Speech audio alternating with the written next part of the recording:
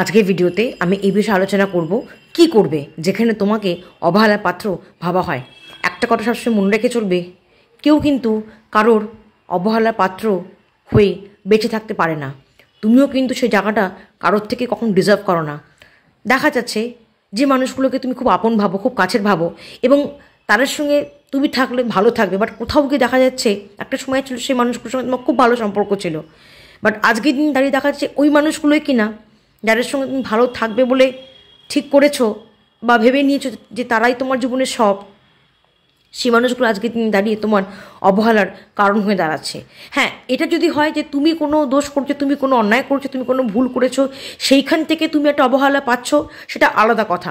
কিন্তু যদি সত্যি তোমার কোনো অন্যায় না থেকে থাকে, কোনো ভুল না থেকে থাকে, তাহলে সেক্ষেত্রে তোমাকে যদি দিনের পর দিন অবহেলিত হতে হয়, সে জায়গাটা সত্যি মেনে নেওয়া যায় না।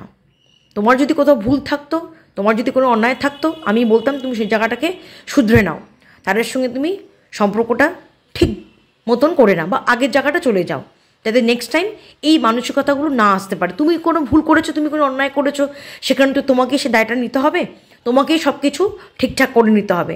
বাট কোথাও গিয়ে যদি দেখা যায় যে তোমার কোনো ভুল নেই, তোমার কোনো অন্যায় নেই, তারপরেও তোমাকে সেই মানুষগুলোর থেকে বা সেই জায়গাগুলো থেকে অবহেলিত হতে হচ্ছে, তারা কিন্তু তোমাকে সরাসরি বলছেন যে তোমার কোথায় ভুল বা তোমার কোথায় দোষ।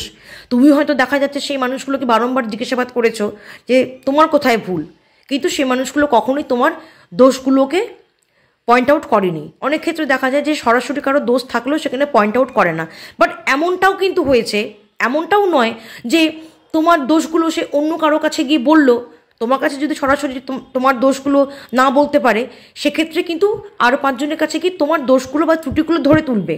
বাট সেক্ষেত্রেও গিয়েও দেখা যাচ্ছে যে তুমি বার্তার মাধ্যমে বুঝতে পারছো, তুমি খবর নিয়ে দেখছো যে তোমার ব্যাপারে এমন কোনো কথাবার্তা তারা বলছে না, বা এমন কোনো কথাবার্তা, এমন কোনো কাজও তুমি করোনি যাতে করে কিনা তুমি অবহেলিত হতে পারো। তোমার কোনো এক কথায় দোষ ভুল নেই, বাট তুমি তারপরেও চাইছো সেই মানুষগুলোর সঙ্গে থাকতে।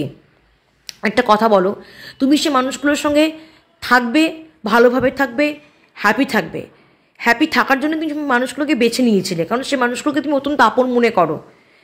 যে মানুষগুলো তোমাকে প্রকৃতপক্ষে ভালোবাসবে, তারা আর যাই কখনো তোমাকে অবহেলা করবে না। হ্যাঁ, তোমার ভুল থাকলে, তোমার দোষ থাকলে হয়তো তোমার থেকে ধীরে ধীরে সরে যাবে, কোনো রকম কথাবার্তা না বাড়িয়ে, কোনো আর্গুমেন্টে না গিয়ে তোমার থেকে সরে যাবে, কিন্তু কখনো তারা অবহেলা করবে না। বা তোমার কোথায় ভুল, সেই ভুলগুলোকে ধরে তোলার চেষ্টা করবে, সেগুলোকে শুধরে দেওয়ার চেষ্টা করবে যাতে তুমি শুধরে নিতে পারো।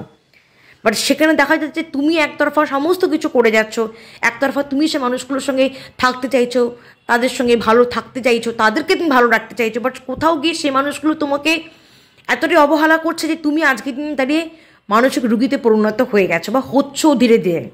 তুমি ঠিক মতন খাওয়া দাওয়া করছো না, তোমার রাতে ঘুম হচ্ছে না, তুমি সব কিছু ধীরে ধীরে ধীরে সেই মানুষগুলোর জন্য ধীরে ধীরে তুমি কোথায় তলিয়ে যাচ্ছ।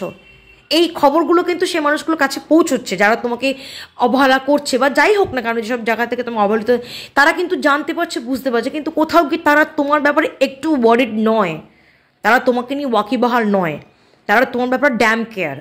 তুমি অবহেলা করছো, তুমি কষ্ট পাচ্ছ, এতে তাদের কিছু এসে যায় না। বাট তুমি কিন্তু সেই মানুষগুলোকে তোমার তরফ থেকে যতটা সম্ভব হয়তো একটু বেশি ভালোবাসো, একটু বেশি বিশ্বাস করো, যেমনই সম্পর্ক সে মানুষগুলো তোমার সাথে থাকুক না কেন।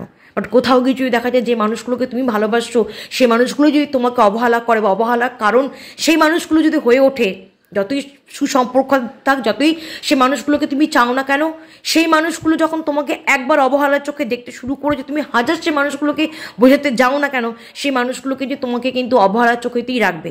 এমন পরিস্থিতি যদি তোমার জীবনে বা তোমার সাথে কখনো হয়ে থাকে যে তুমি বুঝতে পারছো না যে কেন তোমাকে সে মানুষগুলো অবহেলা করছে, তুমি জানতে চেয়েছো, বুঝিয়েছো, তারপরেও সে মানুষগুলো একই রকম তোমার সঙ্গে ট্রিট করে চলছে, অবহেলার পর অবহেলা করে চলেছে, তোমার দুঃখ কষ্ট কথা ভাবছে না, তোমাকে অবহেলা করে তুমি যে কতটা কষ্ট পেতে পারো সেগুলো একবারের জন্য ভাবছে না।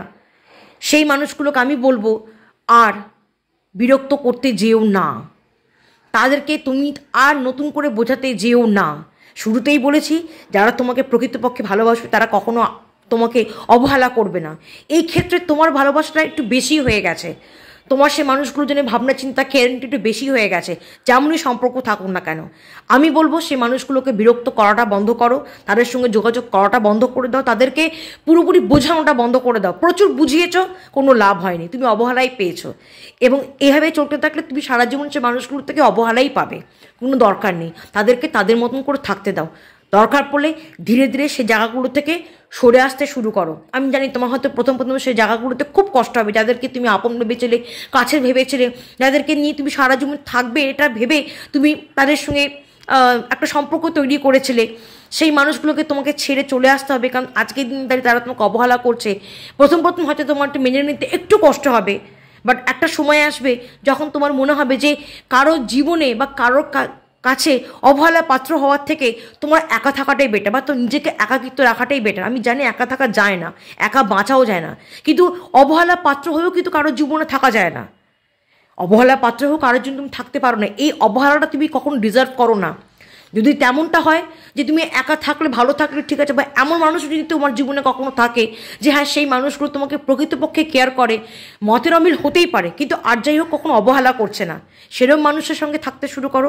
তবু যে জায়গাগুলোতে তুমি প্রতিনিয়ত প্রতি মুহূর্তে অবহেলিত হচ্ছ, শত বোঝানোর পরও, শত ভালো ব্যবহার করার পরও তোমার ভুল না থাকা সত্ত্বেও তোমার যখন অবহেলা তোমার জীবনে আসছে, তারা তোমাকে অবহেলা করছে, অবহেলাটাই যেন তাদের কাছে তুমি সব থেকে বেশি ডিজার্ভ করো, এটা তারা মনে করে, যেন মনে হয় তুমি অবহেলা পাওয়ার যোগ্য। যারা এটা মনে করে সেখান থেকে তুমি সরে এসো, কোনো রকম বিরক্ত, কোনো রকম তাদের সঙ্গে তর্ক করতে যেও না। ধীরে ধীরে ধীরে ধীরে সেই জায়গাগুলো থেকে মুক্ত করে নিজের মতন করে ভালো থাকতে শুরু করো। দেখবে তুমিও ভালো থাকবে, তোমার মনটাও ভালো থাকবে। নাহলে তুমি যদি সেই মানুষগুলোর সঙ্গে জেনে শুনে সারা জীবন কন্টিনিউ করো যারা তোমাকে অবহেলা করে চলেছে, তারা কিন্তু তুমি হাজার পোলাইট থাকো না কেন, কোনোভাবেই কিন্তু সেই মানুষগুলো তোমাকে সম্মানের জায়গাটা দেবে না। ভালো থাকো, সুস্থ থাকো।